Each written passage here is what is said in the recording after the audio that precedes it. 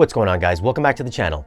Today, and for a review, we've got The Shape of Water on 4K Blu-ray. I won't get into any plot details, but it is the best film of 2017. I'm just going to give you my thoughts on the video and audio quality. Now for some tech specs. The film was shot in 3.4K. It's got a 2K DI.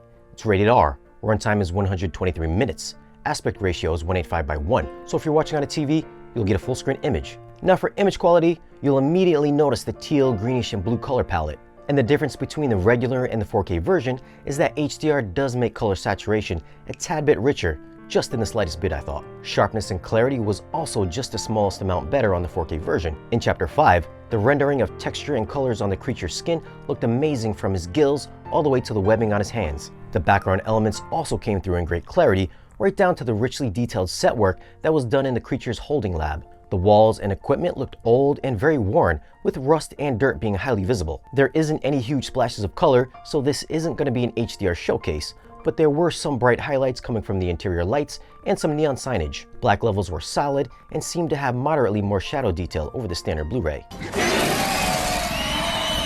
Audio was done in DTS HD 5.1, and for this type of film, I don't think an immersive mix really would have made that much of a difference. It's mostly a front-heavy mix with small amounts of ambiance directed to the side channels. The musical score did have a wide, detailed presence, and bass response was nothing special except for maybe a handful of moments in the film. Dialogue and merman sounds came through cleanly through the center channel, so no issues there. So for audio, I'm gonna go with a 7. It doesn't have special effects, blockbuster type audio, but it does serve the film just fine. For video, I'm gonna go with an 8.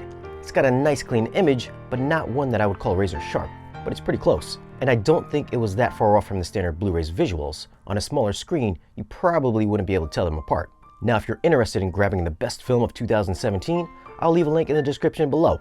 It does help out the channel if you use those links, which helps us bring you more content like this. Give us a thumbs up if you enjoyed the video, and hit that subscribe button if you're not already subscribed. And we'll see you guys again in the next video.